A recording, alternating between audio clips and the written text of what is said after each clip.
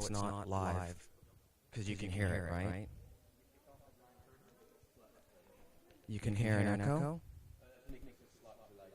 Okay, but you can hear me through, so it's not switched on. Yeah, that's good. Don't turn it on because we're live now. It's just so you can hear me.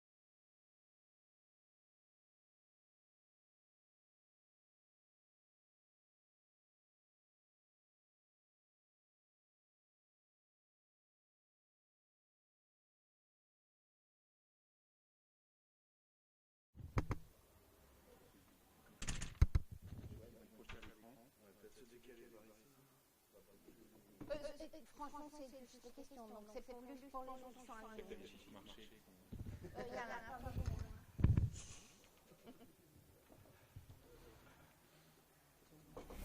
Vous mettez là parce que pour la vidéo. Oui, quand je parle. Ah, tu vas t'élever? Ah, ok, super. L'avantage d'avoir Stéphane Lévy dans la salle.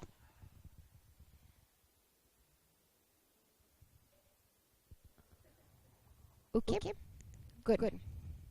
Bonjour tout le monde, bienvenue à ce format un peu original qu'on fait ce matin et on a commencé à 9h30 pile puisque on fait à la fois ici sur place et normalement on a d'autres qui nous regardent en ligne. Bien évidemment on va être disponible en replay. Donc bienvenue tous, ça c'est Real Talk en fait qu'on organise aujourd'hui avec nos amis de Labellium qui nous sont accueillis très gentiment dans leur très beau locaux parisiens pour traiter un sujet qui me tient à cœur. Donc, je me présente, je m'appelle Angélique Reyes, je suis CMO des Skippers.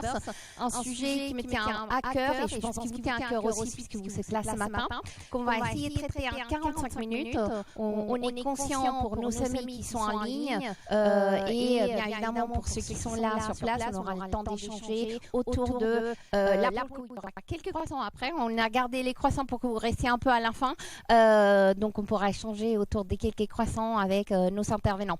Donc le sujet qui nous mène aujourd'hui, sujet passionnant sur l'évolution en fait de la visibilité digitale pour les marques avec tous les changements qu'il y a eu ces derniers mois, années en fait, qu'on est face à une révolution.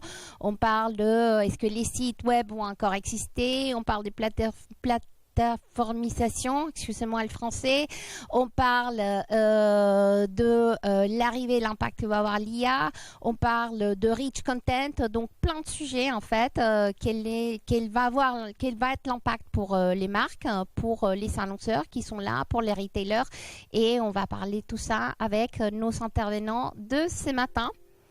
Hop. Démo, effect, désolé. Voilà, merci Marc. On est prêt à tout. Voilà. Donc, j'ai le plaisir d'accueillir ce matin Stéphane Lévy, en personne, himself, qui a fait le déplacement depuis Vienne pour être avec nous ce matin. Stéphane, vraiment expert sur le sujet qui accompagne des centaines d'entreprises avec ses équipes. Donc, tu vas partager avec nous tes avis sur la question. No filter. Je ne sais pas si j'aurais dû dire ça. Alexandre de Google, tu pourras peut-être tout à l'heure te présenter, nous dire un petit peu plus ce que fait Google, on connaît, mais ce que fait tout au sein de Google. Thierry, merci beaucoup. Tu es venu de Lyon pour nous voir ce matin. Thierry, tu pourras nous expliquer un petit peu plus ce que tu fais. Et puis Marc, en fait, qui est le CEO de Skippers, on va vous présenter un petit peu plus dans le détail. Peut-être commencer juste pour Alexandre, Thierry, 2 mots sur ce que vous faites au sein de vos entités. Bonjour à tous, donc moi je suis Thierry Le Courtier, je travaille pour le groupe SEB qui regroupe les marques Moulinex, Krups, Roventa entre autres et je m'occupe en fait de travailler sur tous les lancements clés du groupe à travers le monde. Donc en gros c'est construire les plans de lancement avec les filiales pour réussir les lancements de nos projets un peu partout à travers le monde. Merci Thierry, bonjour à toutes et à tous. Déjà je voudrais dire que je suis très content d'être avec vous aujourd'hui. Donc je m'appelle Alexandre Vatus, je dirige chez Google France une équipe de consultants qui travaillent avec les grands partenaires médias et tech sur le marché français, dont évidemment Labellium. Super. Bon, on va attaquer sur notre sujet d'aujourd'hui. Marc, hop, voilà. Qu'il adore la techno. Bon, pour ceux qui sont en ligne. Donc, aujourd'hui, peut-être avant de commencer, juste quelques... mais nos speakers pourront nous en donner un petit peu plus. On dit que d'ici 2025, la GenAI va impacter plus de 80% de recherche en ligne, sans doute plus, parce qu'avec l'intégration de GenAI dans les moteurs de recherche, je pense qu'on va commencer à avoir l'impact, on le voit dès aujourd'hui. On parle de réglementation, ça ne va pas être le gros du sujet qu'on va couvrir aujourd'hui, parce qu'on va plutôt parler de l'impact de la GenAI sur les SEO, SIA, etc. Et on va parler bien évidemment d'un sujet qui me tient à cœur, qui sont les UGC, en fait, le User Generated Content, donc ce contenu qui est produit par les utilisateurs sous la forme d'un avis, sous la forme d'un post, d'une vidéo, qui devient de plus en plus pressant, en fait. Je pense qu'on vit tous en tant que consommateurs avec les UGC, on découvre des produits grâce aux UGC. Nous en parlera un petit peu plus et on voit qu'ils ont une importance fondamentale aujourd'hui dans les décisions d'achat, puisque je pense qu'on est tous à la recherche des avis avant de prendre une décision d'achat, avant de faire une décision d'achat. Thierry nous en parlera concrètement de ce que ça représente chez SEB. Et avec ça, on va commencer avec notre première question. Stéphane, dis-nous comment tu vois les choses. Effectivement, est-ce qu'on est en train de vivre une révolution? Toi qui as vu l'évolution du marché depuis déjà un certain nombre d'années, comment tu vois ces changements qu'on est en train de voir, technologiques, réglementation, mais plutôt technologiques aujourd'hui? Quel impact ça va avoir pour les marques? Après, on va rentrer un petit peu plus dans le détail sur le CEO et CA. Je vais faire un peu d'histoire, je suis désolé, mais je ne suis pas sûr qu'on parle de révolution, mais plutôt d'évolution. En tant qu'être humain, en fait, de tout temps et à tout âge, on a un besoin, on a un problème et on va chercher une réponse. C'est de savoir à qui je m'adresse ou à quoi je m'adresse pour avoir la réponse à ma question. Il y a 3 biais cognitifs qui vont intervenir pour le choix de la destination. La première chose, j'ai une réponse immédiate. La deuxième chose, je cherche une réponse d'autorité puisque je pense que l'autorité va amener la vérité. Et la troisième chose, le biais de gratuité. Je veux payer le moins cher possible. En tant que, je dis tout âge, c'est important pour moi parce que lorsque vous êtes enfant, vous allez demander aux parents. Donc les parents, c'est bien une réponse instantanée. La réponse est gratuite. La réponse est d'autorité, mais bon, c'est la seule autorité à laquelle on a accès. Est-ce qu'il y a la vérité derrière? Pas toujours. Quand mes enfants viennent me voir et me demandent est-ce que le Père Noël existe ou comment on fait les enfants, je ne suis pas sûr d'être toujours dans la vérité. Après, si on prend une perspective plus historique, avant on allait voir nos voisins. Donc c'était le réflexe d'une question, je vais aller voir mon voisin. Donc le voisin, c'était une réponse instantanée. J'avais bien la réponse instantanée. Avec mon voisin, j'avais effectivement une certaine autorité, mais c'était la seule autorité. J'avais bien la gratuité. Et il allait forcément connaître quelqu'un qui connaît quelqu'un qui connaît quelqu'un qui pourra m'apporter la réponse. La télévision est arrivée, on a arrêté de parler à nos voisins. Donc on s'est réfugié dans les livres, donc le Quid, le dictionnaire et ainsi de suite, les annuaires, avec toujours la gratuité, certaines instantanéités si on trouve la réponse, l'autorité oui, mais sans doute une problématique de péremption. Internet est arrivé, je ne sais pas si vous vous rappelez de la partie directory, Yahoo Directory, je ne sais pas si ça vous dit quelque chose, ça s'appelait Demos à un moment. Sur cette partie-là, c'était je veux acheter un parfum, donc j'allais sur la page arborescente, je devais cliquer sur France de mémoire, shopping, cosmétique beauté, je disais je veux du parfum, donc j'ai chez cosmétique, je ne trouvais pas le parfum, je cliquais sur beauté, je trouvais parfum, on me proposait parfumerie Paris, parfumerie France, parfumerie en ligne, j'étais perdu. Et c'est là où Alta Vista est arrivé. Vous vous rappelez d'Alta Vista? Pour ceux qui sont nés avant 2000. Alta Vista s'est dit, au lieu de référencer les sites juste sur la base d'une description et d'une page, on va indexer toutes les pages du site. Et donc ils ont demandé à tous les responsables de site de mettre des méta-keywords, donc des mots-clés sur chacune des pages, qui allaient permettre au moteur d'indexer, une sorte de base de données géante, d'indexer toutes les pages du site. Donc là, on est déjà passé au niveau des réponses de je référence qu'un seul site à je référence toutes les pages d'un site.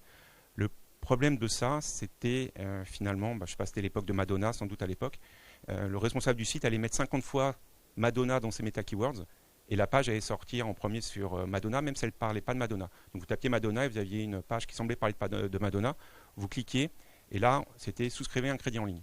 Donc, il y avait une vraie déception, et donc l'autorité n'était pas là. Donc il y avait bien la gratuité, il y avait un côté instantané, mais j'avais cette problématique de ne pas avoir la bonne réponse. Google, que tu personnalises aujourd'hui, est arrivé. Google s'est dit, on ne va pas faire confiance aux déclaratifs des méta-keywords, on va réellement analyser les pages du site. Et c'est là où il y a eu un vrai boost dans la pertinence, puisque j'avais bien la gratuité, mais j'avais en plus l'efficacité de la réponse, une certaine autorité. Et l'autorité pour Google est quelque chose de très important. Je crois que tu as plusieurs milliers de personnes qui s'appellent des quality raters dans le monde qui sont là pour valider la qualité des résultats et pour pouvoir nous permettre, en tant qu'utilisateur final, de bien avoir les meilleurs résultats possibles. Ensuite, ça a commencé à évoluer où les personnes, pour chacun des besoins, ont choisi un site de destination ou une app de destination. Quand je parle d'app de destination, les top mots-clés il y a une quinzaine d'années dans Google, c'était programme télé, météo. Maintenant, on va directement sur une application. Ou identiquement, si j'ai un besoin d'un tuto maquillage, je ne sais pas pourquoi j'ai pris ça, mais je vais sur YouTube. J'ai un besoin shopping, je vais peut-être sur Google, mais je vais peut-être surtout sur Amazon en termes de moteur de recherche. Je cherche un produit de beauté, Sephora devient mon site de destination. Je ne passe plus par Google dans certains cas. Et donc, il y a toute cette évolution, toujours avec ce triptyque. Je veux la réponse immédiate. Je veux avoir une réponse avec une vérité derrière et en plus gratuite.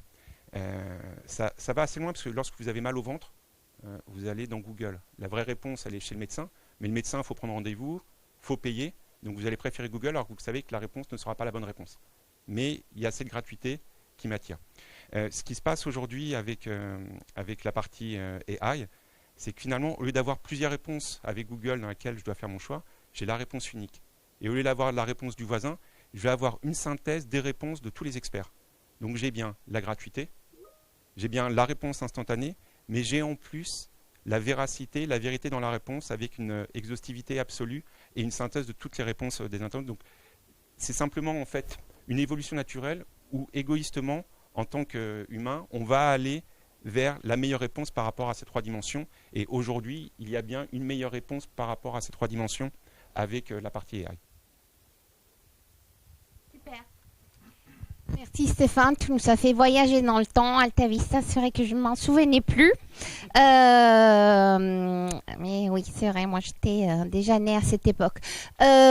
Maintenant, on va parler de un peu Google dans tout ça, puisque, in fine, on passe beaucoup de temps sur Google et on va parler des évolutions.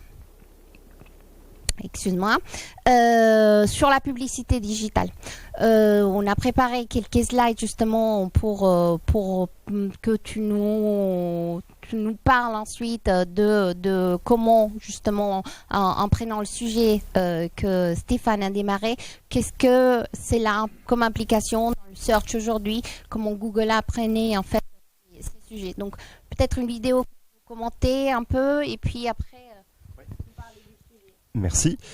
Déjà, peut-être le premier mot, c'est que l'intelligence artificielle chez Google, c'est pas très nouveau. Depuis 2016, c'est même notre but premier. On est AI First Company. Les plus anciens se souviennent peut-être de tous les discours qu'ils avaient avec nous, avec l'année du mobile, l'année du mobile, l'année du mobile. En 2016, on a changé tout ça pour basculer du coup sur AI First, ce qui veut dire que tout, en l'occurrence, qui concerne nos actions au sein de la société, que ce soit pour du développement produit notamment, se base sur l'IA. Si on peut revenir du coup un petit peu au début, s'il te plaît, Angélica, l'idée c'est de montrer qu'encore une fois, notamment sur l'acte de recherche, je pense que Stéphane l'expliquait aussi très bien, il n'y a pas une seule façon de rechercher. Quand on pense Google, on va toujours, je pense, historiquement penser au fameux 10 liens bleus. Le fait est que c'est plus compliqué que ça. Il y a plein de façons de chercher et que depuis les usages, je pense que c'était très bien expliqué Stéphane, ils ont beaucoup changé. On ne cherche plus de la même façon et l'AI a du coup changé beaucoup ses habitudes. Au début, alors excuse-moi, je vais te faire encore revenir, mais est-ce que vous connaissez Google Lens? C'est la capacité du coup de chercher avec l'appareil photo de son téléphone. Ça, en l'occurrence, c'est possible grâce à l'intelligence artificielle. C'est déjà sorti il y a quelques années, ce type de produit-là, et c'est communément utilisé par nos utilisateurs. Un produit comme ça, c'est 12 milliards de requêtes chaque mois. Donc c'est quand même significatif. Là où du coup on fait évoluer encore les usages, c'est qu'on a sorti ce type de fonctionnalité qui est nouvelle il y a à peu près un mois, notamment pour les personnes qui ont un Android et un Pixel ou certains téléphones Samsung. C'est la capacité du coup sur une image ou une vidéo de rechercher quelque chose son doigt. C'est une fonction qui s'appelle Striker to Search et qui du coup va vous faire gagner du temps avec ces nouveaux usages-là, grâce à l'IA, en faisant apparaître du coup les bons résultats. Et donc on a annoncé un certain nombre de choses depuis à peu près un an autour de l'intégration de l'IA, et je parle notamment de l'IA générative, donc celle qui va générer du contenu, que ce soit vidéo, que ce soit audio, que ce soit écrit, texte ou autre, dans l'expérience de Search. Donc peut-être certains d'entre vous avaient entendu parler de Search Generative Experience qu'on avait introduit l'année dernière il y a à peu près un an, qui était en phase de test, où l'idée c'était de dire on va du coup se baser sur l'expérience historique du Search, tout ce qu'on a construit depuis quasiment 25 ans, pour du coup améliorer la pertinence de nos résultats. Ce qu'on a fait du coup cette semaine, c'est qu'on a eu notre conférence développeur mardi dernier, l'IO, dans laquelle on a annoncé, pour l'instant aux États-Unis dans un premier temps, que l'on a déployé ce type de fonctionnalité, donc de l'IA générative, directement dans le moteur de recherche Google que vous connaissez toutes et tous. Donc concrètement, qu'est-ce que ça veut dire? Ça ne s'appelle plus Search Generative Experience comme c'était le cas il y a encore à peu près un an. Maintenant, ça s'appelle AI Overviews. Et l'idée, c'est de se dire que l'IA va toujours se baser sur le search, donc les principaux résultats qu'on indexe, etc. autres, et va assembler la réponse en se basant sur le search pour du coup formuler une réponse directe à la requête d'un internaute. Exemple concret, là vous avez une requête en l'occurrence dans la barre de recherche qui est juste en haut, et tout en bas vous allez avoir un bloc qui est un bloc de citation, donc je préfère on va dire citation, qui assemble encore une fois les résultats du search qu'avant vous aviez sous forme de lien pour vous donner directement la réponse. Donc c'est une citation générée encore une fois par l'intelligence artificielle générative. Si on peut juste avancer un petit peu pour essayer de matérialiser tout ça. Au lieu du coup de passer mon temps à faire des recherches pour itérer et approfondir et trouver ce que je cherche, du coup je vais pouvoir faire des conversations directement avec l'IA. Donc je vais éviter de refaire ce processus de je fais des recherches, je fais des recherches, je fais des recherches pour arriver finalement à ce que j'ai envie de trouver. Là c'est l'IA qui va me faciliter la tâche. Et donc toujours avec cette logique quand même de rediriger du trafic, puisqu'on va afficher les sources qui ont servi à assembler cette réponse générée par l'IA, et du coup toujours rediriger le trafic. Et si on peut avancer s'il te plaît, merci. Donc pour nous c'est un peu un changement de paradigme, c'est une évolution certes, mais ça va quand même changer de manière assez drastique les usages des internautes, les vôtres, les miens, et donc du coup ceux de consommateurs également. Avant, si on peut, alors on a encore passé un petit peu vite. Non, on va y arriver. Avant, quand on était en train de se faire un acte de recherche, on va dire un peu classique sur un moteur de recherche, on faisait une requête. Maintenant, on ne va plus vraiment faire une requête, on va plutôt faire une demande. Voilà. Et voilà, si on peut faire pause ici, ce serait super. Donc, dans l'expérience un petit peu qu'on avait jusque-là, mon cheminement classique, c'était je faisais une requête, j'avais des résultats sous forme de lien, je faisais une nouvelle requête pour affiner ma recherche, et puis à un moment, j'arrivais sur une page. La page d'un annonceur, la page d'un publisher, peu importe. Maintenant, avec l'IA, je ne vais plus faire une requête, je vais faire une demande, puisque cette demande va être beaucoup plus élaborée, va être faite en langage naturel, puisque l'IA va avoir la capacité de mieux comprendre ce que je dis. Au lieu d'avoir des résultats que j'aurai toujours, le premier bloc qui va prendre la plupart de l'espace, ça va être une citation, qui va être encore une fois basée sur le search. Au lieu de faire une nouvelle requête comme avant, je vais avoir une conversation avec l'IA et je vais arriver sur une page. Donc si on peut remettre pause, s'il te plaît, merci. Si on illustre un petit peu les choses de manière concrète, avant, admettons, j'ai un enfant de 3 ans, je cherche un vélo, je faisais une requête. You can move on. Vélo, enfant, 3 ans. Ça, c'est la requête classique. Maintenant, dans ce nouveau monde-là,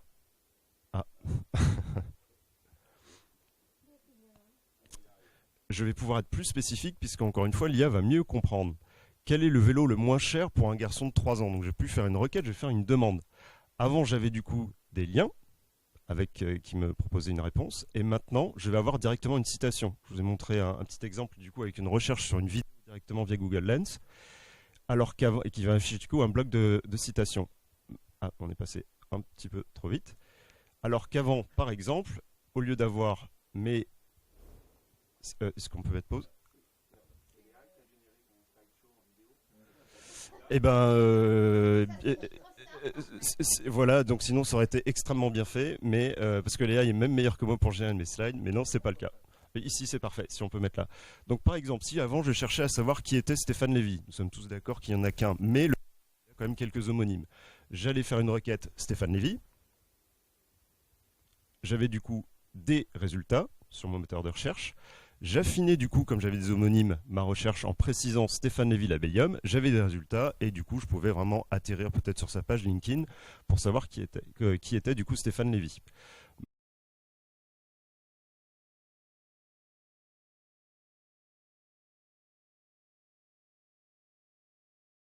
Pas juste me gérer du texte, elle va aussi m'organiser la réponse et donc la page de résultats en fonction du contexte. Admettons, du coup, je vais chercher un endroit pour célébrer un dîner d'anniversaire dans, en l'occurrence, Dallas, si on peut avancer. Je vais avoir, du coup, mon bloc de citations. Bon, c'est pas grave. Et puis, du coup, c'est l'IA qui, en l'occurrence, va me générer la page de réponse au-delà du bloc de citations en tenant compte du contexte. Il va savoir que je suis à Dallas, il va savoir qu'en l'occurrence, la météo dont on a parlé juste avant est plutôt chaude, donc il va me proposer quelque chose qui va peut-être être en extérieur, et il va me proposer tout un tas d'activités annexes, comme par exemple booker un salon de massage pour un endroit X, Y ou Z. Bref, il va me prendre encore une fois toute cette logique de contexte pour enrichir encore une fois l'expérience et être du coup plus pertinent et vous faire gagner du temps. J'espère que c'était clair. C'est très clair. Désolée pour la petite vidéo. J'ai une question en fait. C'était pas préparé du tout, mais du coup par rapport au zéro-clic, ça implique quoi en fait? Je sais pas Stéphane si tu vas en parler après, mais je pense que ça c'est une des grosses questions qui vont se poser les annonceurs. Alors, quand on avait lancé effectivement Search Generative Experience il y a donc 1 an, il y avait effectivement certains qui s'inquiétaient du fait que est-ce que Google allait continuer à jouer son rôle de rediriger du coup du trafic. On a été très clair là-dessus, en l'occurrence notamment mardi. Donc on va apporter du coup ces réponses qui sont formulées sur la base du search via l'IA générative. Encore une fois, les pages vont être du coup remodelées sur la base de cette IA générative pour être plus pertinents. Ça, c'est encore une fois notre leitmotiv, c'est encore une fois d'être le plus pertinent possible pour l'utilisateur et de pouvoir lui donner la réponse à ce qu'il cherche.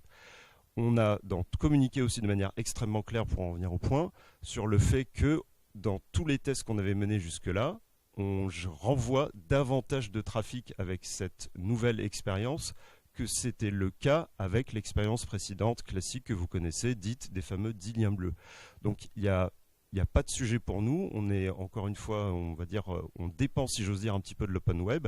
Donc la logique, encore une fois, est de faire en sorte qu'on soit plus pertinent pour l'utilisateur, qu'on renvoie davantage de trafic.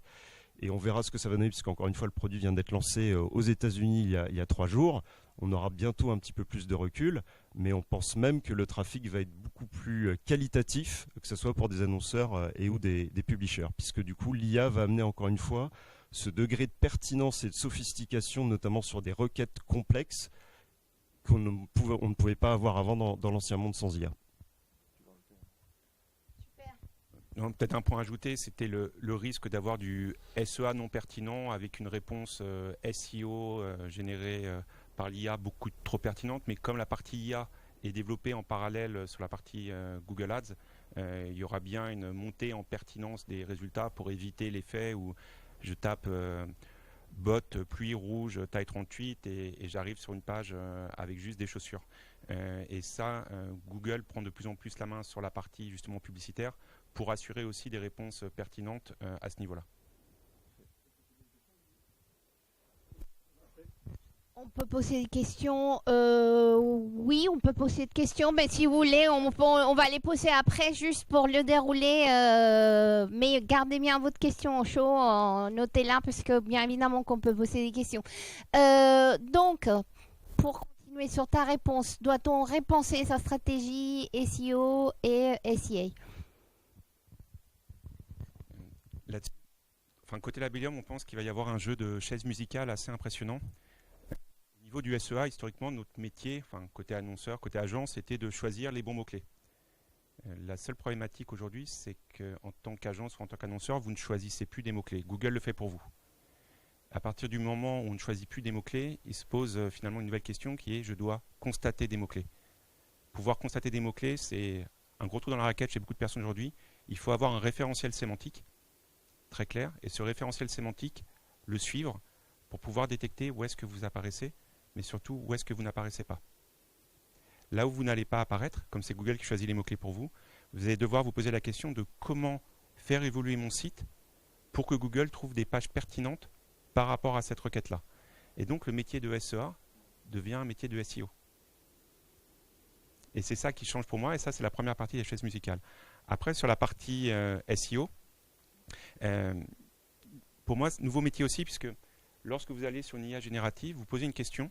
Vous demandez par exemple quelle est la meilleure poêle pour cuire X ou Y, ou la meilleure crêpière. Vous allez avoir des résultats avec des décisions prises par l'IA, avec des produits proposés. Vous demandez à l'IA comment elle a fait ses choix. C'est les avis clients. Les avis deviennent prépondérants. Et donc finalement, le rôle de SEO devient pour moi de plus en plus un rôle CRM, PRM. Vous devez avoir des clients contents et ils doivent le faire savoir. Les avis, 3 endroits pour moi. Il y a l'avis sur le site. Donc voilà, j'ai commandé en ligne, ça s'est bien passé. Il y a les avis produits, avec un gros danger aujourd'hui pour des fabricants, c'est que ce soit les retailers qui soient en possession des avis plutôt que vous, en tant que marque, qui soyez en possession des avis. Et après, les avis sur les points de vente, qui sont aussi un critère important. Et donc, il y a vraiment ce jeu de chaises musicales. Le SEA devient du SEO. Le SEO devient aussi du CRM-PRM, avec une autre dimension. Je me dis toujours qu'il faut chercher à répondre à la question de l'internaute avant qu'il se la pose. Et c'est là où le SEO devient aussi métier CRM-PRM. Comment encourager les gens à avoir, par exemple, à installer l'application, puisqu'on sait que s'ils ont l'application, vous pourriez faire du push notif. À partir du moment où il y a du push notif, ça évitera qu'ils aillent sur Google ou un autre endroit pour trouver une réponse. Donc, ce côté répondre à la question avant que les gens se la posent, j'aime bien prendre souvent l'exemple du travel. S'il y a un pattern où vous réservez chaque année un week-end en Europe au mois de mai, plutôt d'attendre la prochaine fois que vous allez chercher, tiens, je vais où partir en mai cette année, normalement, avec les capacités emailing ou push notif, on doit pouvoir détecter que chaque année, vous cherchez 6 mois avant le mois de mai, et donc on va vous faire un push week-end Europe 7 mois avant, de manière à ce que vous ayez bien votre réponse avant que vous posez la question. Donc c'est ça pour nous le changement de paradigme, la fusion SEO-SEA, et donc ce besoin de référentiel sémantique unique qui permet de suivre le SEO, le SEA, et de faire évoluer mon site pour être sûr de bien remonter en SEA, c'est vraiment un nouveau métier, et je pense que ça n'a pas encore été assez considéré par le marché aujourd'hui. Ouais, peut-être juste un complément sur la partie SEA. Historiquement, moi, quand j'étais, y compris côté annonceur, on parlait de SEA, on parlait de search, de SEO, etc. Le fait est qu'encore une fois, la plateforme là aussi a beaucoup évolué d'un point de vue publicitaire pour non plus rentrer par une clé d'entrée inventaire, search, YouTube, display ou quoi ou qu'est-ce, mais une clé d'objectif client. On a lancé il y a à peu près 3 ans un produit dont vous avez forcément entendu parler, que vous utilisez peut-être d'un point de vue publicitaire, qui s'appelle Performance Max. Le fonctionnement, et encore une fois pour illustrer ce que dit Stéphane, est assez intéressant. C'est un vrai changement de paradigme en tant que tel. C'est, admettons, je travaille chez Seb, je vais dire, voilà, je voudrais vendre 10 micro-ondes avec tant de taux de marge. Ça va être la clé d'entrée que je vais renseigner et le premier élément que va me demander un produit comme Performance Max. Ce qui va se passer ensuite, je vais spécifier un certain nombre de choses, mon budget, le ROAS que j'ai envie d'avoir, etc., etc., etc. Je vais lui fournir un certain nombre d'éléments pour l'aider à affiner la création, quelques mots-clés par exemple, des vidéos, des choses comme ça. Et puis c'est l'algo qui va aller chercher, du coup, c'est X ventes de micro-ondes Roventa pour X taux de marge, mais à travers l'ensemble des inventaires de Google. Donc c'est pour illustrer encore une fois le fait que souvent on parle encore de SEA, mais en fin de compte, nous on préfère plutôt parler maintenant de performance, parce qu'encore une fois, on essaie de faire en sorte que le marché comprenne qu'on n'est plus encore une fois sur une logique média marketing, mais plutôt une logique de création de valeur pour le compte de l'annonceur, vous, en faisant en sorte qu'on comprenne vos objectifs business et que du coup, on puisse aller vous apporter des résultats business, en l'occurrence des conversions, des ventes, des leads, des installations d'app, des objectifs de branding, etc., etc., etc. Et tout ça est en train de se matérialiser de plus en plus sur la plateforme, y compris sur les aspects vidéo. On a sorti un produit qui s'appelle Dimension qui fonctionne avec la même logique. Je ne choisis plus mon inventaire en tant que tel, comme Stéphane disait, je ne choisis plus mes mots-clés. Je vais spécifier mon objectif, je vais fournir des assets, je vais fournir par exemple de la data, ce qui va du coup m'aider à avoir le contrôle, encore une fois sur ce type d'algo-là. Je vais fournir des créas, et puis c'est l'algo qui va aller du coup chercher à travers tous les inventaires de Google, en l'occurrence ce que je lui ai spécifié comme objectif business. Donc voilà, donc c'est un truc qui est, je pense, assez important à comprendre, parce que ça change beaucoup de choses encore une fois dans la façon dont on considère Google, qui est encore, je pense, très perçu moteur de recherche pour d'évidentes raisons. Mais le fait est que c'est devenu une vraie logique de plateforme, encore une fois, et qu'il faut essayer de plus trop raisonner uniquement search, puisque tout est en train de se plateformiser, mélanger, si j'ose dire, au sein de la plateforme pour, encore une fois, pivoter sur les objectifs business. Super, sujet passionnant, je pense qu'on pourrait parler toute la matinée. J'ai accéléré un petit peu parce que pour nos amis en ligne, on pourra en parler justement au moment de la fin et poser vos questions. Donc, on parle aussi dans ce paysage mouvementé des nouvelles réglementations. On ne va pas rentrer dans les détails, mais Alexandre, est-ce que tu peux nous dire rapidement, puisqu'on parle beaucoup de DMA et puis de gros acteurs, qu'est-ce que ça signifie pour vous ? Alors, dans le cadre de l'Union européenne, effectivement, on a un cadre qui est ce qu'il est, qui est très protecteur, et c'est bien, notamment pour nous les utilisateurs, notamment quand il s'agit de la protection de nos données. Il y avait déjà le RGPD en 2018, mai 2018 pour ceux qui avaient vécu cette période-là.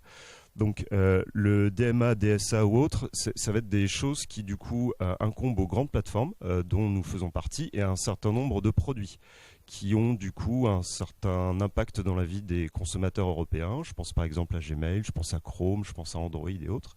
Et ce que ça a comme conséquence, c'est qu'on doit se conformer à un certain nombre de directives qui viennent du coup en l'occurrence de ce qu'ont voté le Parlement et décidé également la Commission au niveau européen.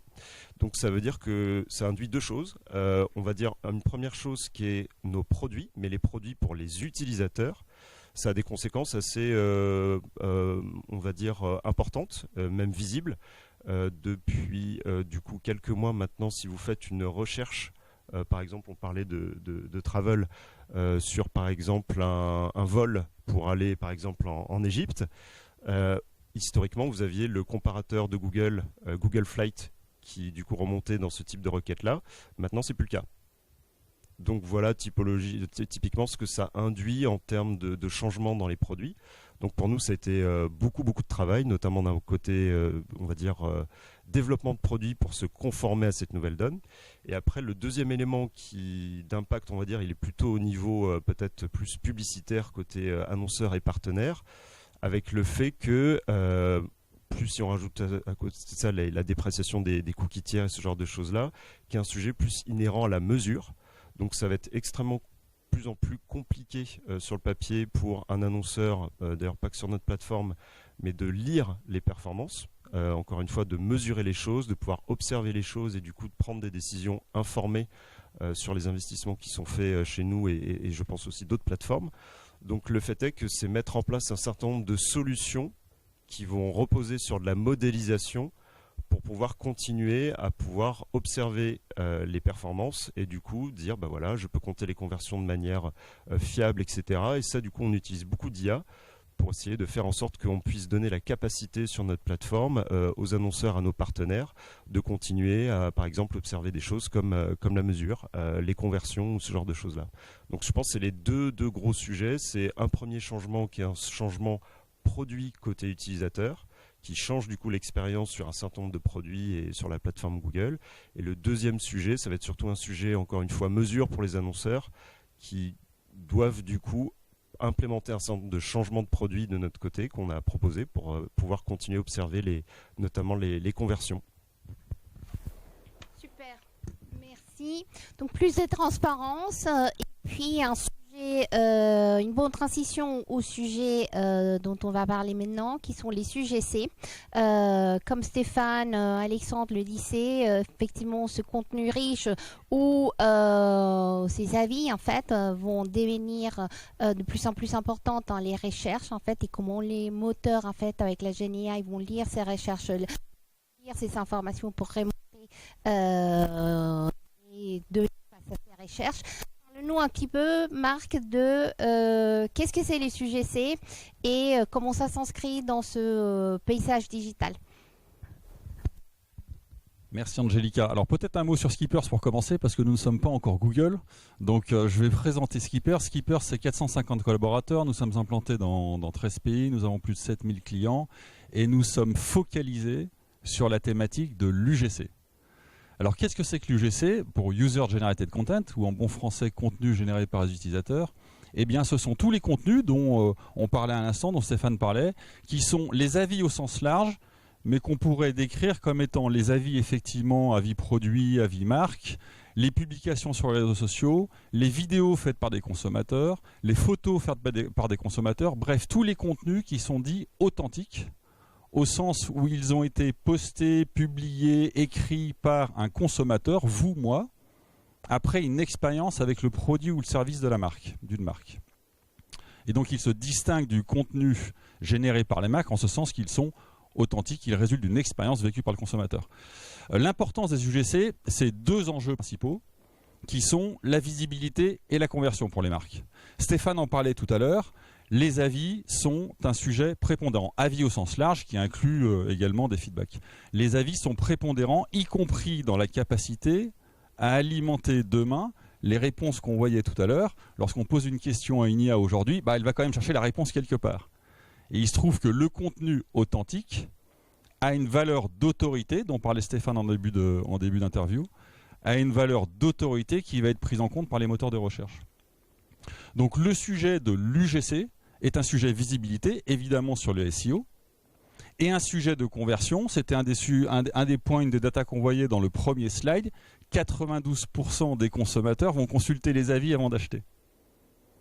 Donc il y a un vrai impact des contenus UGC, des avis, sur le comportement du consommateur, que ce soit au moment d'une recherche d'information, d'une recherche d'avis. Il va naturellement faire plus confiance à un avis venant d'un consommateur, le bouche à oreille 3.0. Le bouche à oreille dont parlait Stéphane, qui existait auparavant avec le voisin, il existe toujours, mais sous une autre forme.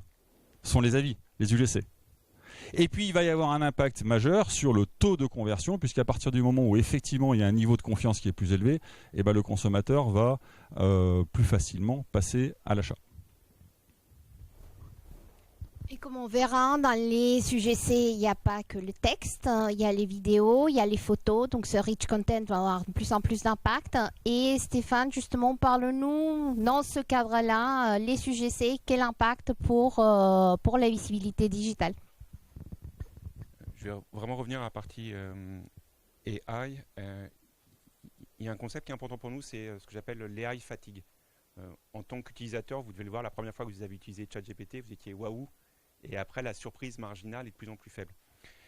Au même titre, l'AI a besoin de contenu pour être pertinent dans ses réponses. Donc vous vous rappelez, au lancement de ChatGPT, c'était tous les contenus jusqu'à 2021. Après, le progrès, c'était de passer en open web. L'open web aujourd'hui, finalement, qu'est-ce qui se passe? C'est que le nouveau contenu que l'AI va chercher, c'est souvent du contenu qui a été produit par l'AI.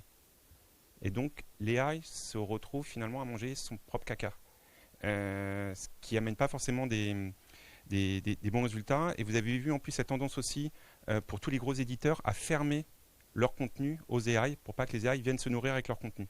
Et donc, le besoin de l'AI dans les prochains mois, ça va être d'avoir du contenu frais, du contenu d'autorité. Et pour moi, la seule source possible, ça va être les sites de marque en fait. Donc, les marques vont avoir ce rôle de fournir du contenu en quantité, authentique et authentifié, de manière à nourrir les AI pour qu'elles continuent à avoir en permanence du contenu frais pour pouvoir finalement continuer à progresser. Avec une grosse problématique, c'est comment mesurer le ROI de ces contenus produits. Parce que lorsque vous produisez un contenu, la personne vient sur votre site, vous pouvez suivre absolument tout le parcours. Savoir que grâce aux bons avis, grâce aux UGC, quand quelqu'un a tapé une question, quelle est la meilleure crêpière, il voit en top produit un produit de votre groupe et va finalement aller en magasin, mais le résultat était simplement un résultat poussé dans la page de résultats AI, la traçabilité va être beaucoup plus compliquée. Donc tout le challenge aussi va venir sur la mesure dans les prochains mois, mais je pense qu'il y a une superbe opportunité pour les marques d'être ce fournisseur de contenu, et je crois beaucoup aussi à la prime fraîcheur. La partie AI donnera une prime fraîcheur à ceux qui produisent du contenu validé, authentique, authentifié. Super. Donc, très belle transition pour Thierry, pour nous parler là, dans l'occurrence, de comment ça prend forme chez le groupe SEB, avec des retours qui sont très intéressants, parce que je pense que vous commencez à mesurer l'ROI, en fait, des vos investissements sur ces sujets. En tout cas, tu partages avec nous quelques chiffres intéressants. Parle-nous de ces sujets UGC au sein du groupe SEB. Donc rebonjour à tous. L'UGC dans le groupe SEB, en préambule, ce qu'il faut avoir en tête, c'est que dans notre industrie, le petit électroménager, le point de vue du consommateur et le bouche à oreille, ça me fait beaucoup rire quand tu as parlé de bouche à oreille 3.0. Historiquement, le bouche à oreille a toujours été le premier vecteur de conversion chez nous. On a tous vécu, je pense, l'expérience de on va manger chez un copain, il nous fait un plat génial. Ah, comment t'as fait ça? Ah, ben j'ai mis ça, et je l'ai fait avec cet appareil-là. Et regarde, c'est très simple. Et c'est le meilleur moyen pour nous, et c'est de loin la conversion la plus simple. Donc c'est quelque chose qu'on a toujours voulu essayer de pousser, et donc évidemment, autour de l'UGC a toujours été un sujet clé pour nous. Ça a commencé d'abord par et comment est-ce qu'on intègre effectivement la parole du consommateur dans nos campagnes médias. Et ensuite, c'est arrivé effectivement, la deuxième grosse étape pour nous, ça a été le jour où on a transformé nos sites de marque en sites commerçants. Et où là, justement, enfin, le fait est que l'UGC et la review est devenu absolument... on ne pouvait plus le faire que de manière artisanale, il fallait qu'on le fasse vraiment de manière un peu plus industrielle et un peu plus globale. Et donc ce qu'on a décidé à ce moment-là, c'est d'utiliser nos sites de marque comme un laboratoire pour apprendre autour de l'UGC. En se disant, quand on est chez nous, c'est quand même là qu'on a le plus de facilité à pouvoir tester des choses, apprendre. Et une fois qu'on sera effectivement plus au clair sur quels sont les bons leviers à utiliser, quelles sont les bonnes manières de travailler, on étendra ça vers nos partenaires retailers qui restent quand même de loin ceux chez qui on fait le plus de business aujourd'hui. Et donc l'idée a été de se dire, on va construire une roadmap en 3 étapes. La première, c'est comment est-ce que je fais pour que les consommateurs qui sont venus acheter chez moi décident de comment je les motive à aller venir me déposer un avis consommateur sur mon site. Donc c'est ce que nous on appelle les reviews post-achat. J'envoie un mail, je pense qu'on l'a tous vécu aussi. Je reçois un mail de Fnac, qui est aussi un de vos partenaires, je crois. Pour vous dire vous avez acheté votre produit, dites-nous ce que vous en avez pensé. Donc ça c'était la première étape. La deuxième étape, ça a été de dire j'ai un certain nombre de reviews, c'est très bien. Maintenant, quand je lance un produit, du coup, je démarre avec 0. Comment est-ce que je fais au lancement pour malgré tout avoir quelques avis consommateurs pour rassurer aussi mon consommateur? Parce que sinon, la nouveauté versus l'ancien produit a 50 reviews, le nouveau en a 0. Le conso, il va aller regarder les 50. Et donc, du coup, notre nouveauté a beaucoup plus de mal à émerger. Donc, c'est comment est-ce qu'on arrive à créer un pool de reviews, un minimum de nombre de reviews pour rassurer le consommateur, lui permettre de aussi récupérer de l'avis consommateur par rapport à ça. Donc ça, c'est ce qu'on a appelé les avis pré-achat. Pré-lancement plutôt, pardon. Et la troisième chose, ça a été la syndication, puisqu'on est un groupe multimarque, et on a des gros pays, la France, l'Allemagne, tout ça, très bien, mais on a aussi plein de pays beaucoup plus réduits, le Portugal, la Grèce, les Pays-Bas, qui n'ont pas forcément moyen justement de pouvoir couvrir l'ensemble de leur catalogue produit, notamment en D2C. Et donc on a mis en place un système de syndication où le principe en gros est simple, c'est de dire si j'ai un consommateur qui publie un avis en France, il n'y a pas de raison si je vends le même produit en Allemagne, aux Pays-Bas ou au Portugal que cet avis-là n'intéresse pas le consommateur local. Et donc l'idée a été de se dire, quand j'ai un avis qui est publié sur la France ou sur l'Allemagne, il est partagé instantanément avec des sites commerçants du groupe. Et donc c'est là c'est ce qu'on a appelé le système de syndication qu'on a mis en place maintenant il y a 1 an à peu près et avec un certain nombre de résultats dont on parle je crois juste après. Voilà. La dernière chose sur laquelle nous on est en train d'aller un cran plus loin maintenant, c'est ce système de reviews là donc est aujourd'hui à peu près rodé sur notre écosystème à nous en tout cas. Et donc c'est effectivement de tester la partie vidéo.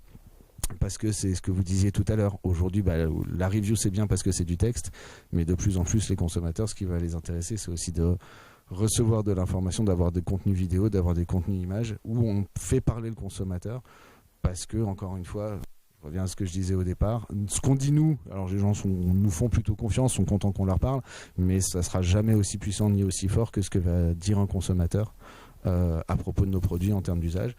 Il y a un exemple, je crois, en vidéo. On va voir. Jamais on aurait fait nous une vidéo comme ça. Clairement, on n'aurait pas dit ça, on l'aurait pas tourné comme ça. Voilà. Néanmoins, à la fin, c'est les vrais mots d'un vrai conso qui parle à un autre consommateur, et forcément, c'est beaucoup plus fort et beaucoup plus pertinent. Et ça rejoint aussi le sujet. Effectivement, c'est que un consommateur, par définition, il va taper les mots qu'il a envie d'utiliser lui, et donc par rapport au moteur de recherche et à tout ça demain, c'est forcément ces mots-là aussi qui vont remonter et donc qui sont clairement pas des mots de marketeux, d'industriels ou tout autre qu'on va pouvoir pousser. C'est leurs propres mots et c'est bien ceux-là qui demain doivent nous donner aussi la visibilité sur, notamment entre autres sur Google. Merci Thierry. Et les résultats sont prouvants. Puisque, d'ailleurs, si tu veux qu'on montre la vidéo et après tu peux parler. Parce que moi, j'aime beaucoup cuisiner, mais étant tout seul, c'est vrai que parfois je prends pas souvent le temps.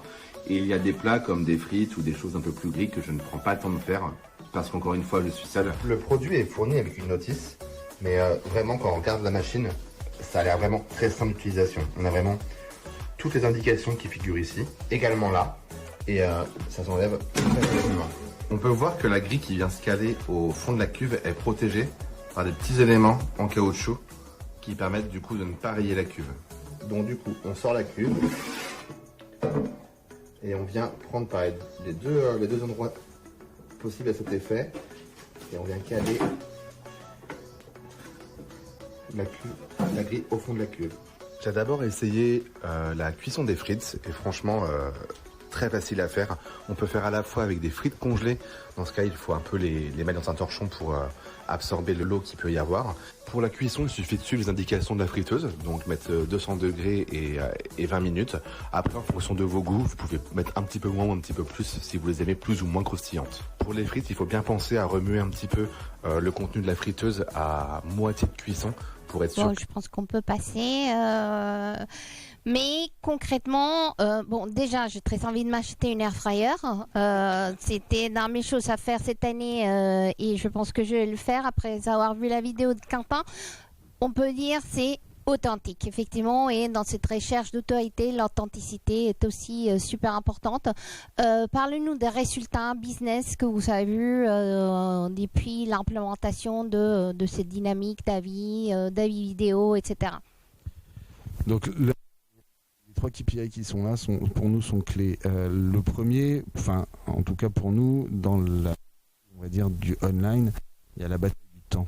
C'est-à-dire le temps que le consommateur est prêt à nous consacrer à nos produits à nous.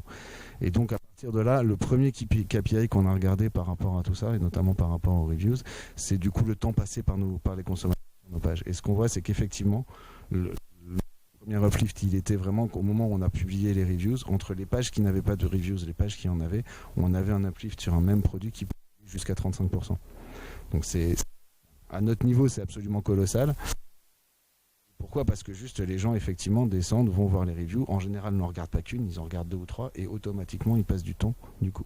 Et là encore, ce qu'on disait tout à l'heure, c'est que ce temps-là c'est sur des reviews. Alors on n'est pas autorisé et on ne souhaite surtout pas le faire de ne mettre que des reviews où tout le monde dit c'est super, c'est génial, mais c'est des vrais mots consommateurs et malgré tout ça reste quand même des mots sur lesquels si un consommateur n'est pas content, on est en capacité de modérer, de lui répondre, de lui dire bon, ok, contactez notre service consommateur, etc., etc.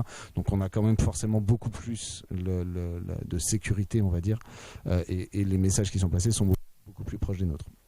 Donc sur le fond, sur la qualité du message, on est quand même un peu plus rassuré, et sur le temps passé à la fin par le consommateur sur ces reviews-là, on a un gain qui est significatif. Le deuxième KPI qui est important, évidemment, c'est la conversion. On parlait tout à l'heure, Marc. Les avis consommateurs, pour nous, on le sait, c'est un vrai vecteur de conversion. Et on a pu noter, là encore, entre même produit sans reviews, même produit avec review, d'un uplift jusqu'à 66% de croissance. Donc là encore, c'est absolument colossal, et ça confirme bien qu'aujourd'hui, de toute façon, si vous n'avez pas d'avis sur votre consommateur, il y a un moment, ça fait un caillou dans la chaussure pour convaincre et pour convertir. Pardon. Et de ces 2 KPI déroule le dernier, c'est que si on veut que les gens passent du temps et achètent chez nous, et ben donc il faut qu'on arrive à avoir une couverture de portefeuille produit qui soit la plus large possible.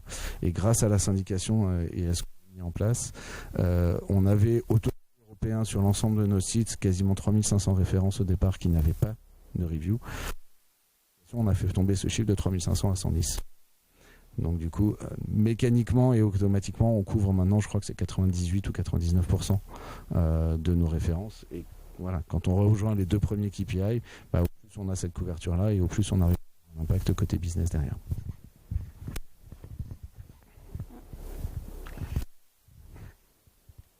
Je te pose une autre question en fait, parce que effectivement celle-là n'est pas celle qu'on avait préparée.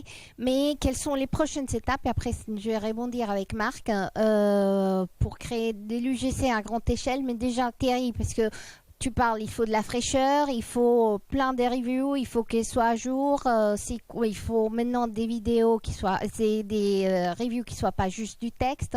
Comment vous évoluez? C'est quoi les prochaines étapes pour le groupe SEB? Les prochaines étapes, c'est effectivement ce qu'on disait, c'est la capacité à aller un cran plus loin et à couvrir au maximum.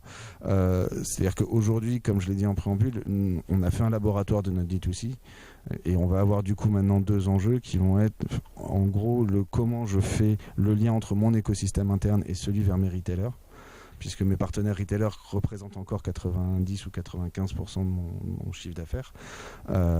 Donc, si on veut industrialiser la démarche, il faut qu'on trouve un moyen à un moment de faire des ponts entre chez nous et chez eux. Ça va être le premier gros enjeu. Le deuxième gros enjeu qu'on a, c'est ce système de syndication qu'on a réussi à mettre en place sur la partie reviews text. Comment est-ce que demain, justement, sur les contenus vidéo, sur les contenus photos, on arrive à industrialiser ça aussi pour partager aussi au maximum et être capable de donner un maximum de visibilité à tous ces contenus et à toutes ces possibilités-là qu'on développe au départ en France ou dans les grands marchés. Mais comment est-ce qu'on couvre en fait l'ensemble des marchés du monde avec ces types de contenus-là? Super. Merci. Maintenant, Marc, il y a des millions de créateurs, plein de possibilités d'avis différents. On peut les activer de manière différente sur son propre site, chez des retailers. Comment font aujourd'hui les marques pour créer des UGC à grande échelle? Merci Angelica. Alors peut-être sur le côté industrialisation de la création des UGC, parce qu'on parle bien de ça, industrialiser. Angelica disait à l'instant des millions de créateurs, des millions voire des milliards d'UGC qui sont créés chaque année. Évidemment l'enjeu c'est comment on traite le volume et comment on le traite de manière qualitative. Thierry montrait la vidéo tout à l'heure d'un consommateur qui réalise une vidéo. Je pense que la première manière déjà c'est pour une marque de l'assumer. Assumer de donner la parole ou de préempter la parole du consommateur d'ailleurs, parce que le consommateur parlera de toute façon sur les réseaux sociaux ou n'importe où. Donc c'est de préempter ça et de faire en sorte d'assumer le fait que effectivement ça va pas être un contenu qui est tout à fait propre par rapport au canon de beauté de la marque, mais c'est un contenu qui est authentique et qui porte cette notion de confiance, de rassurer le consommateur. Donc c'est la stratégie. Donc comment on met en place comment une marque met en place une stratégie, et ce que Groupe SEB a très bien fait et qu'on voit à travers cette vidéo exemple. Le deuxième sujet évidemment dans l'industrialisation, ça va être comment on s'équipe, comment on s'organise. Et donc il y a l'organisation interne de la marque et puis il y a les outils. C'est là où des solutions comme Skippers rentrent en jeu. C'est comment on met en place des mécanismes qui permettent de collecter des UGC, de les gérer et les activer à l'échelle. À l'échelle, ça veut dire, c'est pas quelqu'un qui tous les matins va aller chercher des UGC et les mettre sur un site. Donc c'est l'organiser, ça ce sont les solutions que développe Skippers. Et dans à l'échelle, c'est comment on en garantit la qualité. Et la qualité avec 2 notions. Quelles sont les barrières qu'on met en place? Et donc là, je pense spécifiquement à des sujets qui sont autour de la modération. Donc s'assurer qu'un contenu ou une vidéo ne va pas contenir par exemple des propos injurieux, évidemment. Et donc ça, il faut le faire de manière industrielle également. Et puis le deuxième aspect, c'est comment on apporte cette garantie d'authenticité. Parce que si on collecte des UGC ou qu'on crée des faux UGC et qu'on les poste ou qu'on les met en ligne, ça va avoir l'effet exactement inverse. C'est-à-dire que ça va détruire la confiance. Et donc l'idée, c'est de pouvoir s'appuyer sur des partenaires qui vont être tiers de confiance, comme les Skippers d'ailleurs, où nous garantissons que les UGC que nous modérons ne sont pas, par exemple, filtrés. Un avis négatif ne va pas être filtré. Mais au contraire, la marque peut l'utiliser pour rebondir et communiquer avec son audience. Google aspire, ou plutôt bénéficie des avis qui sont publiés par les consommateurs. Aujourd'hui, il doit y avoir une vingtaine de partenaires Google dans le monde, dont Skippers, qui vient alimenter le flux d'avis. Mais évidemment, à partir du moment où il y a une démarche derrière pour garantir que l'avis est authentique, qu'il a été géré, modéré, etc., etc. Donc tout le sujet est à propos de garantir cette notion d'authenticité, parce que c'est ce qu'il faut préserver, c'est l'intrinsèque. C'est l'authenticité, elle vient d'un consommateur qui a vécu une expérience avec le produit, le service ou la marque. Et puis ensuite, le traiter de manière industrielle dans un processus, une organisation qui fait qu'on va pouvoir le faire à l'échelle. En effet, parce que juste derrière Skipper, c'est Avis Vérifié, une marque que vous connaissez sans doute, qui justement garantit l'authenticité des avis. Pour le petite page de pub. On arrive à la fin de cette matinée. Juste peut-être un dernier mot sur quel conseil vous donnerez aux gens qui sont ici dans la salle, aux annonceurs, face à tous ces changements. Peut-être en 2 mots.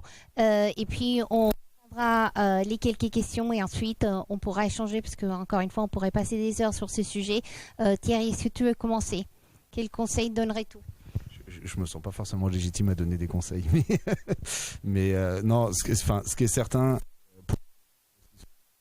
à l'instant, on voit notamment aux US en ce moment de plus en plus des contenus publiés par des marques disant ce contenu est publié par une IA.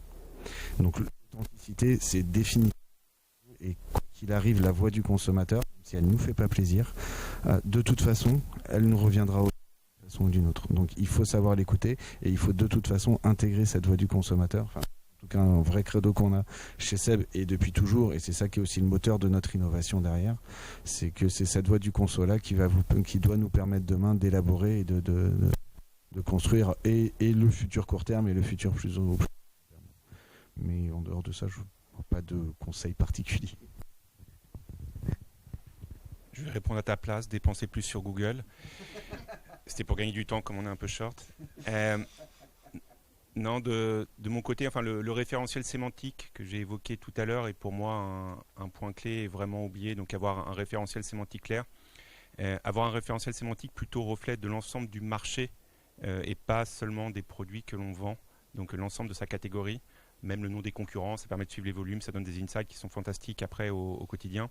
Et après faire ce suivi SEO, SEA et faire bosser les 2 leviers ensemble, c'est vraiment pour moi la priorité absolue. Puis après, cette partie UGC, il y a un point qui est important que tu mentionnais, c'était la confrontation entre l'approche de l'offre et l'approche de la demande. On travaille pour LVMH et c'est vrai que LVMH, pour Dior, va parler de souliers. La consommatrice va chercher des chaussures de luxe.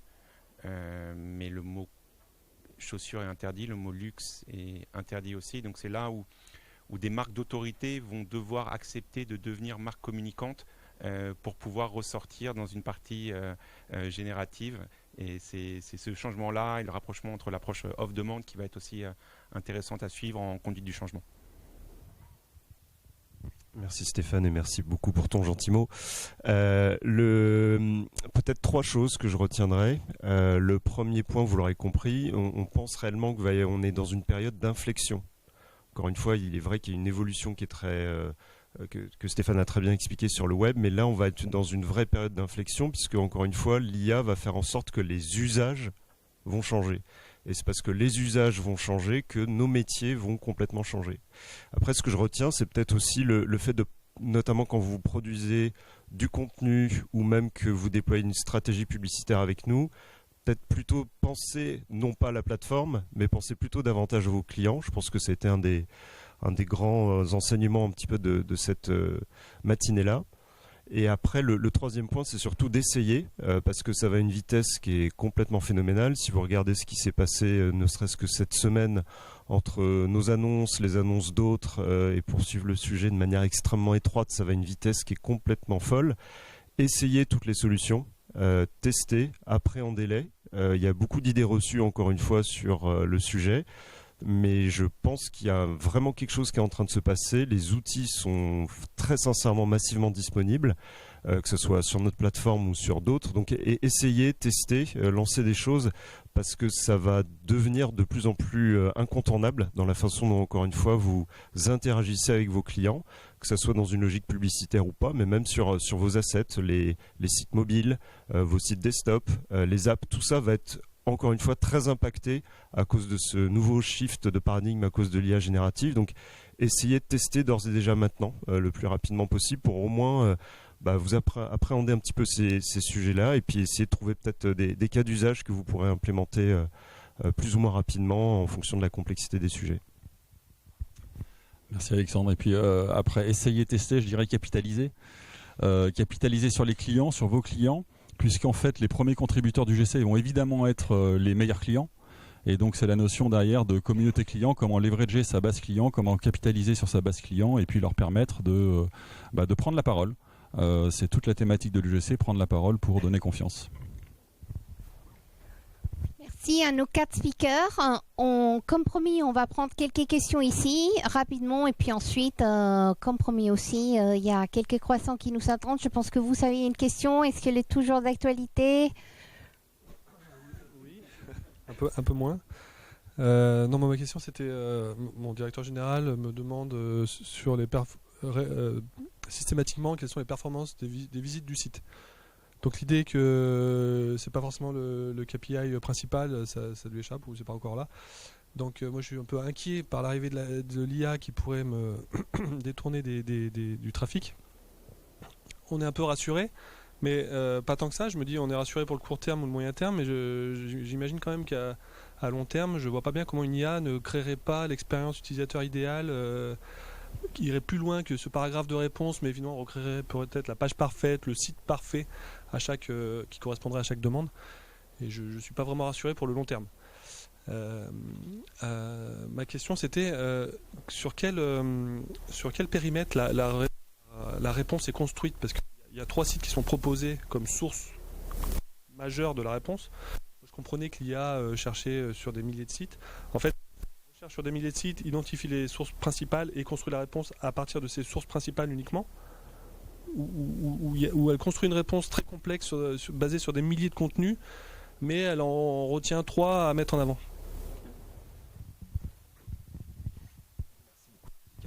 C'est une très bonne question.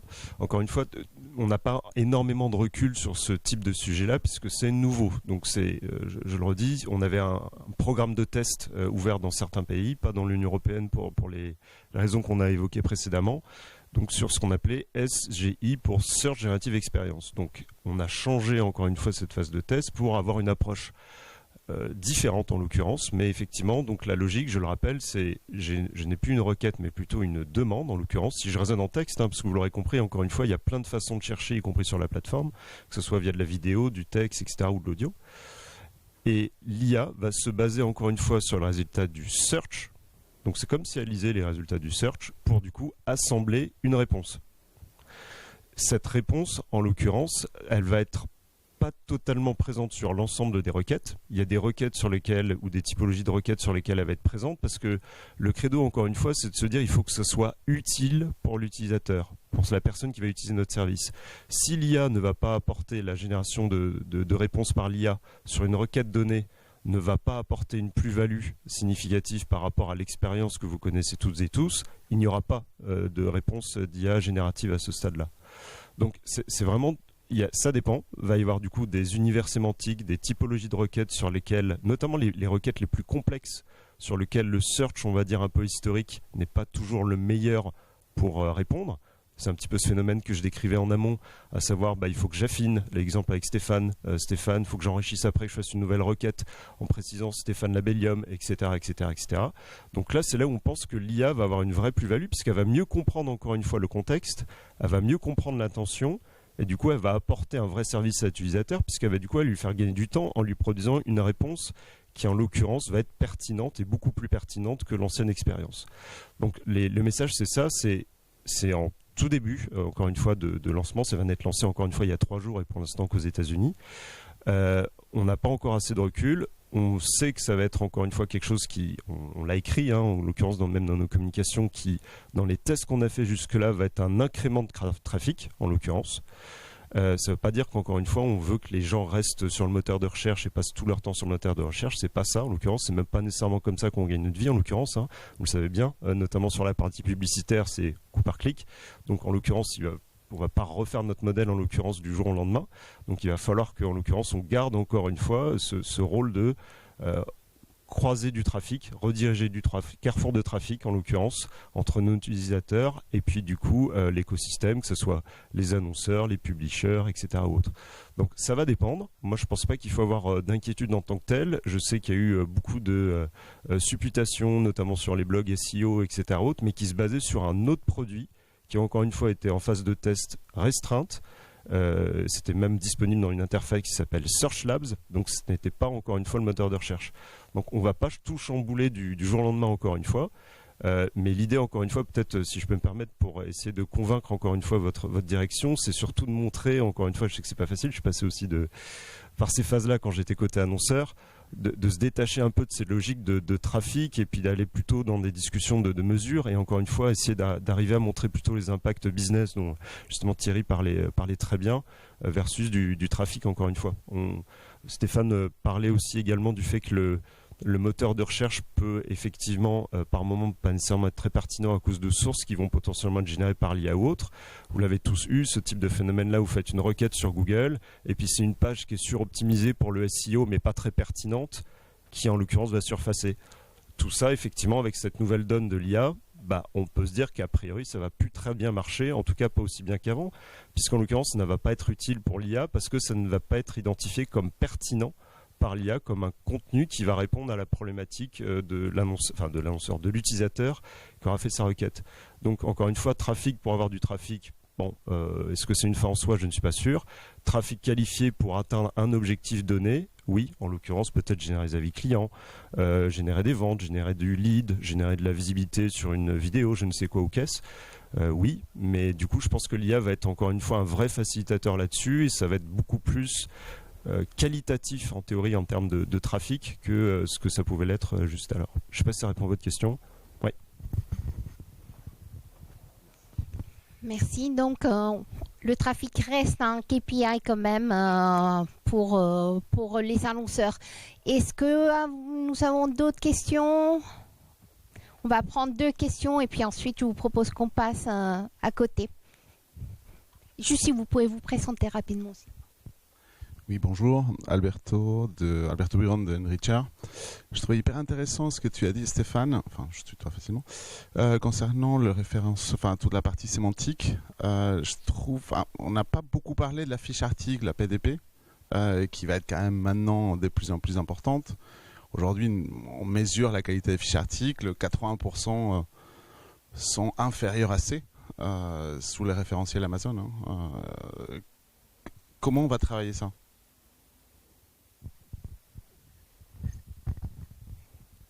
Les fiches articles. Plus côté Alexandre. Alexandre est soulagé là que ça passe par moi. Je suis pas abondé après.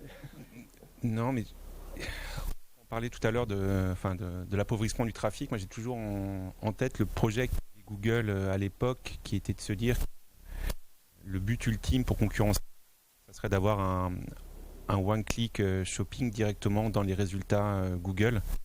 Et donc le but ultime de Google à l'époque, c'était quand même que les personnes ne cliquent plus sur les résultats shopping, mais achètent directement depuis les résultats.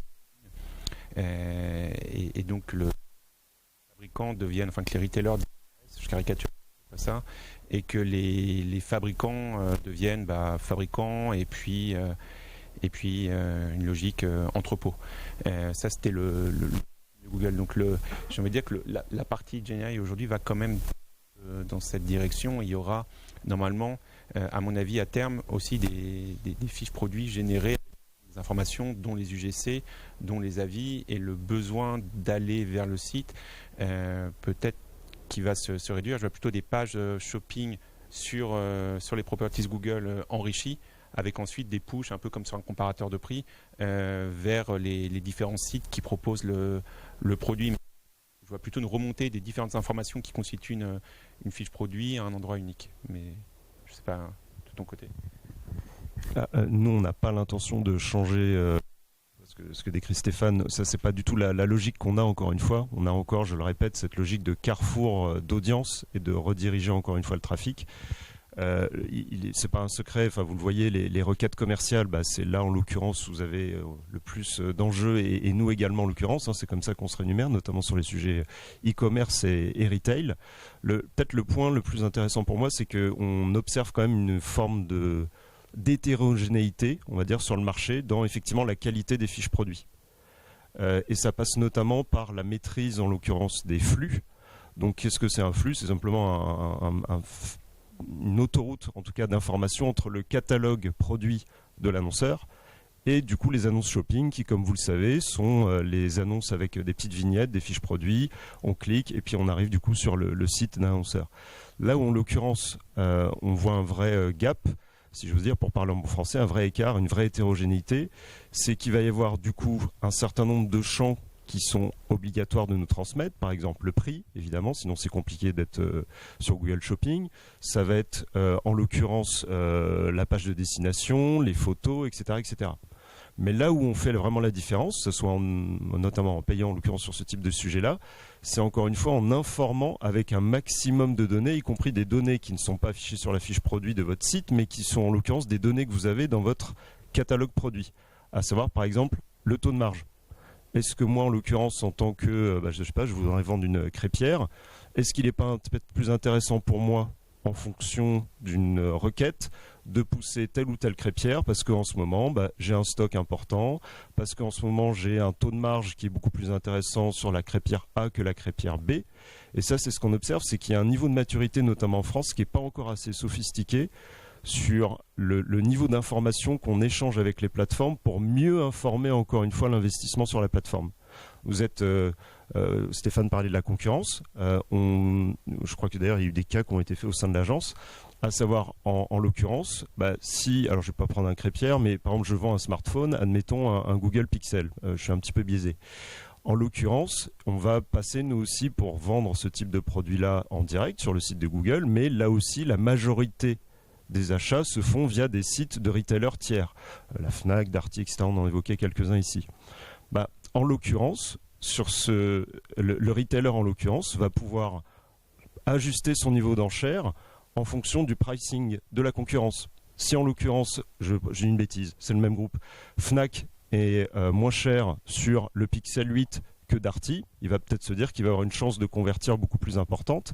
Et cette information, il va l'intégrer dans son flux pour informer du coup après l'enchère chez nous. Donc, vous voyez, c'est un petit peu la typologie de cas qui manque un petit peu encore en France. Ça peut être plus ou moins compliqué à mettre en place objectivement, mais des informations comme le taux de marge, le niveau de stock, pour ceux qui font du lead, la Customer Lifetime Value, ce type d'indicateur-là, puisque vous avez tous un petit peu des modèles en interne, notamment de récence, fréquence, montant, au moins des choses comme ça, et en l'occurrence de nous passer ce type d'informations-là, c'est des vrais avantages concurrentiels qui vous aident à optimiser encore mieux votre business avec nous. Et le fait est que pour l'instant, on n'a pas encore un niveau peut-être de maturité sur le marché français très élevé là-dessus. Donc c'est vraiment encore une fois d'essayer peut-être de mieux nourrir les algos, si j'ose dire, si vous me passez l'expression, en passant des informations que vous avez, mais qu'on nous, hélas, donne pas toujours pour, encore une fois, mieux optimiser avec nous. Merci Alexandre. Ça a répondu à votre question. On prend une dernière question. Bonjour tout le monde, donc Guillaume Emery d'Assosystème. J'ai une petite question pour vous concernant le passage de la requête à une demande. On se voit aussi qu'on s'éloigne un petit peu du mot-clé. Comment impacter sa stratégie de gestion de contenu, de génération de contenu, comment faire pour que ces éléments soient impactants dans la génération de contenu. Par exemple, est-ce qu'on doit privilégier des réponses à des questions ou est-ce qu'on doit toujours créer un contenu de type guide, wiki, qui répond, mais de façon plus générique, à une requête? Est-ce que SGE ou IA Overview va prendre en compte le format du contenu et donc la réponse à une demande dans les moteurs de recherche? Voilà. Merci.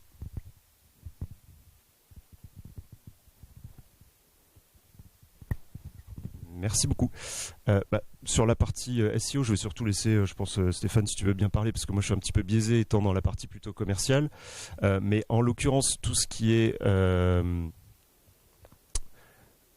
IA va effectivement, ce passage de la requête à la demande va induire un certain nombre de changements. Mais le fait est qu'encore une fois, je voudrais le rappeler, c'est pas encore arrivé en Europe. J'ai pas de date encore une fois, en l'occurrence à vous communiquer. On n'a pas d'informations nous encore à ce niveau-là sur la disponibilité qu'il va y avoir en Europe. Encore une fois, du fait du cadre protecteur qu'on a sur ce marché-là.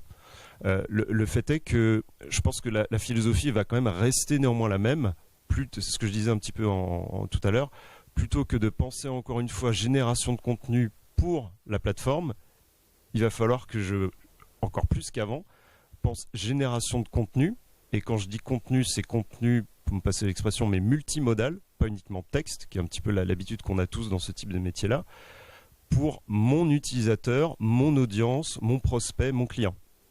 puisque c'est ce type de contenu. On a parlé encore une fois d'autorité, on a parlé de fraîcheur, on a parlé d'avis client. Ça va être ce type de contenu-là qui va être, à mon avis, le plus pertinent pour aider l'IA à formuler sa réponse, en l'occurrence. Donc je pense que le vrai, ça va être vraiment ça, et c'est un peu comme le Performance Max dont je parlais tout à l'heure, c'est d'essayer de se détacher de cette logique de search text. Encore une fois, il y a plein de façons de chercher, y compris sur notre plateforme, via de la photo, via de la vidéo, via de l'audio, etc., etc. Contrairement à une idée reçue, c'est des volumes qui sont extrêmement importants, c'est des nouveaux usages qui sont massivement adoptés, y compris par les plus jeunes, sur la plateforme. Donc il va falloir plutôt peut-être penser, encore une fois, sur produire du contenu au-delà du texte, puisque l'IA, notamment celle qu'on a développée pour les citations, est multimodale, c'est-à-dire qu'elle va comprendre et interpréter le texte, l'audio, le code, la vidéo, les images. Donc, je ne sais pas si vous avez tous essayé un petit peu de faire du prompt sur des outils X, Y ou Z, mais pour en citer un qui vient pas de chez nous, si vous avez essayé par exemple un outil comme Midjourney, qui fait de la génération d'images, vous faites un prompt, il vous génère une image. Mais vous pouvez aussi faire l'inverse. Vous pouvez uploader une image sur Midjourney et lui en demander le prompt qui en est déduit. Donc en clair, vous demandez à l'IA de vous dire ce qu'elle voit, parce qu'elle ne voit pas, mais de ce qu'elle voit sur l'image. Et il va vous sortir le prompt. Donc c'est un exemple pour illustrer encore une fois le fait que c'est ça qui change beaucoup avec l'IA générative, c'est qu'encore une fois, c'est des, on va dire, des statistiques sous stéroïdes, mais qui ont une capacité du coup de calcul et de compréhension, si j'ose dire, même si ça ne comprend pas techniquement parlant, qui jusque-là n'était pas possible, encore une fois. Et donc va faire en sorte que du coup, on va pouvoir traiter des requêtes plus complexes bien mieux. Mais vous, ça veut dire qu'a priori, il va falloir vraiment penser encore une fois à votre audience et en créant un contenu qui, à mon avis, va être très différent de ce qu'on fait historiquement dans nos métiers, à savoir un texte très optimisé pour les moteurs de recherche et surtout, en l'occurrence, basé sur du texte. Tu veux compléter ou... Je peux parler SEO, je ne me permettrai pas. Non, le point important, c'est aussi de savoir quelles sont les questions. Enfin, j'ai aujourd'hui un mot-clé, ça va devenir des questions, mais quelles sont les questions qui vont finalement se cacher derrière ce mot-clé-là. Il y a un outil que j'adore qui s'appelle Answers Public, qui donne toutes les questions. Et ce que j'aime bien faire après, c'est prendre les questions qui me paraissent pertinentes, les tester en référencement payant pour voir lesquelles sont les plus cliquées. Et après les questions les plus cliquées, en faire des contenus SEO. Est-ce qu'il faut apporter les questions et les réponses? Le monde idéal dans Google, c'est de mettre en question le title de la page sur la question, et le titre de la page sur la question, et apporter la réponse ensuite. Puisque le but de Google, historiquement, c'est que les gens aillent vers le site. Pour moi, c'est vraiment la mécanique. Answer de public, trouver les questions, brainstorm aussi avec les équipes market, les équipes côté annonceur, côté agence. Tester en SEA les différentes questions, voir les plus cliquées, les impacter en SEO. Mais donc c'est vraiment dans Google, on doit voir plutôt la question, la réponse et post-clic. Merci Alexandre, merci Stéphane. Ce que je vous propose, c'est qu'on passe à côté, peut-être pour continuer la discussion. Avec ça, on va finir, en tout cas pour ceux qui sont restés en ligne, merci de nous avoir écoutés. On sert un replay pour ceux qui sont là aussi. En fait, on aura une version replay pour que vous puissiez réécouter tout ce qu'on a dit. Je vous propose qu'on passe à côté, qu'on puisse continuer la discussion. Merci à nos speakers, je pense qu'on peut les applaudir. Un sujet passionnant. Merci encore, sur lequel il y a encore plein de choses qu'on verra quand GE va arriver en France prochainement, j'espère. Je vous propose de passer à côté. Merci Thierry, merci Stéphane, Alexandre, merci Marc. Merci à tous d'être venus ce matin.